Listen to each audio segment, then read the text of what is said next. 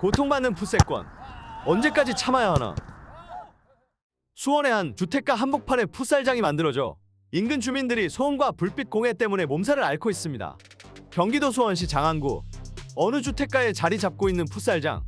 이곳에서는 거의 매일 늦은 밤까지 경기가 열리며 소음과 빛 공해를 유발하고 있다고 합니다. 주택과 2m 거리밖에 안 떨어진 풋살장의 공은 수시로 인근 집 담장이나 도로까지 넘어와 주민들의 안전을 위협하고 있다는데요. 10차례나 가까이 지자체의 민원 대상이 됐습니다. 그러나 풋살장은 체육시설업에 해당하지 않고 안전 규제가 없어 주민들의 개선 요구는 대부분 이루어지지 않고 있습니다. 어느 집의 방 하나는 풋살장 조명에 빛을 막기 위해 창문에 필름까지 붙였지만 새어 들어오는 불빛과 큰 소음으로 도저히 지낼 수 없어 몇 달째 빨래를 넣는 창고로만 쓰고 있는 상태라고 합니다. 주민들은 여러 가지 고통을 호소했는데요. 한편 국내 최대 풋살 매칭 플랫폼인 플랫풋볼에서는 이 경기장을 빌려 매주 10차례가량 경기를 여는 것으로 알려졌는데요. 경기에 참여했던 A씨는 플랫풋볼을 보면 이곳에서 경기를 자주 여니까 당연히 주민들과 협의가 된 줄 알았다고 말했습니다. 그러나 경기장 업체 대표의 입장은 달랐습니다. 풋살장에 문제가 심각하지 않은데 주민들 민원이 과도하다는데요. 매출 손실이 불가피하지만 지난 7월부터 운영 시간을 밤 11시에서 10시로 줄였고 풋살장의 조명 각도도 조절하는 등 주민 불편 최소화를 위해 노력하고 있다.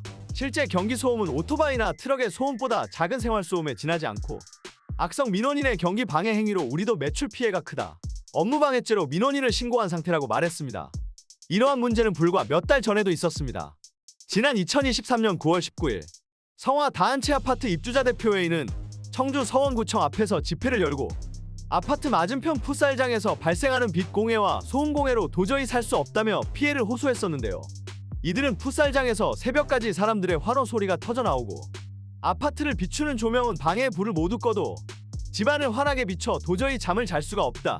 조명탑은 구청에 신고하지도 않고 세운 불법 건조물이다고 목소리를 높였습니다.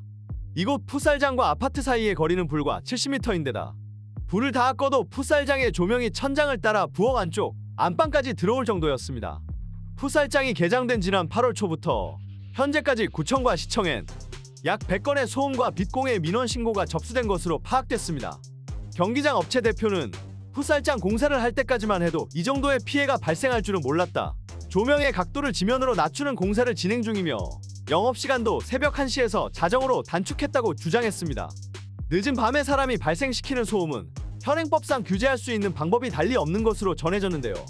이제는 운동을 하는 사람은 눈치 안 보고 주민들은 편안히 쉴 수 있도록 명확한 규정이 필요할 것 같다는 생각이 듭니다.